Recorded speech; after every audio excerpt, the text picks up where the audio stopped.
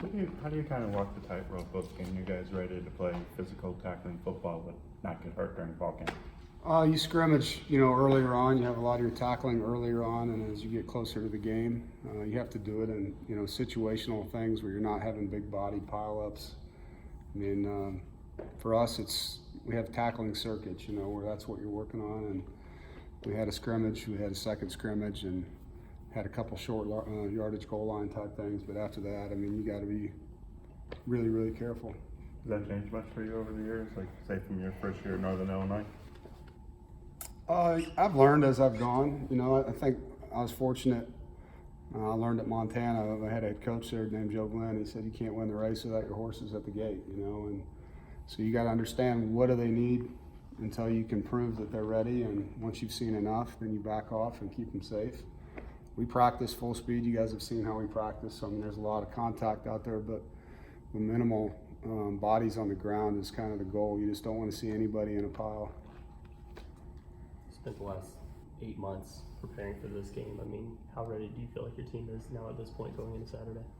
Well, there's a lot of unknowns that we have to see. I think we're doing everything that we know how to do to prepare our young football team. We're excited to see these guys play, and really that's what we need to do now. We need to go out there and compete and see, who handles game day the right way, who needs to get better. And sometimes a guy will show himself that, hey man, this wasn't something we saw in practice one way or the other, and you got to coach through it. But I feel good about the preparation we've had for the game, and now it's time to see him execute it.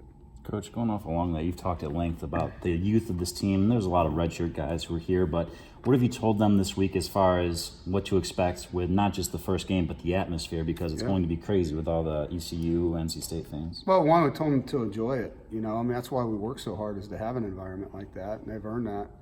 But not to let it get into your head. You have to be able to let that go, run through the tunnel, enjoy the atmosphere, and then focus. Get the call, whatever it may be, lock in on your keys and go through our progression of playing the game.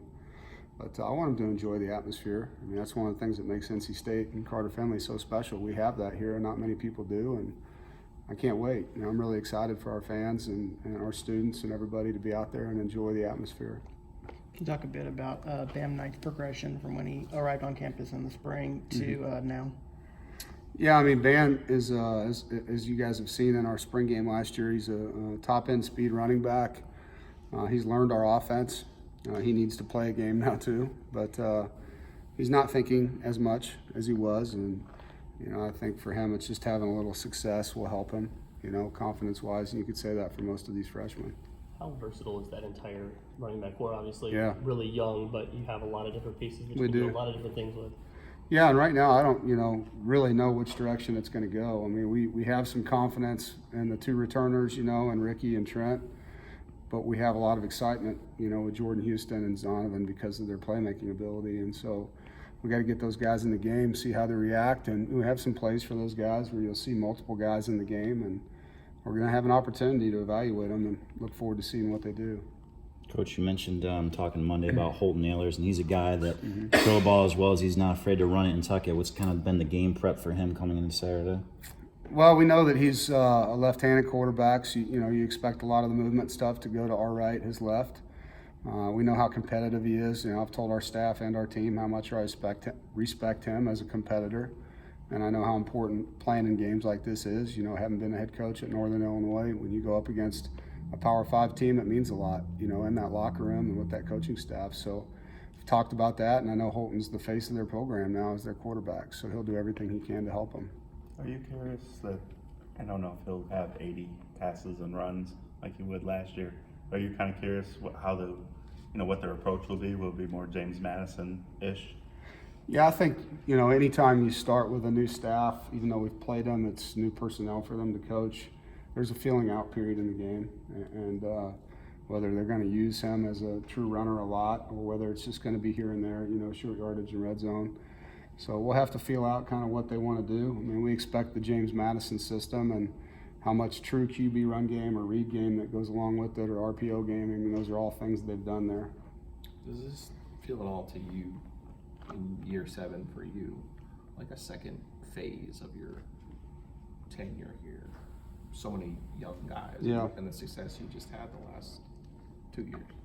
It's similar to, you know, when Bradley and those guys were first getting on the field. It's different in that we have a lot more, I guess you'd say, guys that I recruited in the program, whereas that was still kind of mixed, you know. But the youth of our program is similar to that. So, you know, going through that again, I guess there's a lot of similarities because you're feeling some guys out for the first time. But a roster full of guys that know our culture, know our expectations, were recruited into our systems, and, you know, there's comfort in that. One of the stats you guys were really good at last year was not having many missed tackles. How much do you emphasize that with the different things you guys do?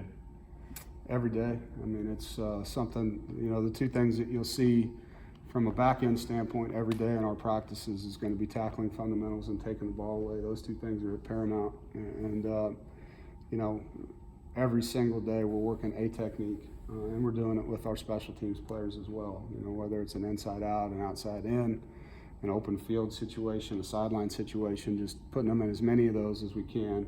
And then making every drill where they're doing the same thing, tracking the near hip and playing with good balance. And, you know, good tackling defense eliminates a lot of big plays, you know, and that's something that we take a lot of pride in.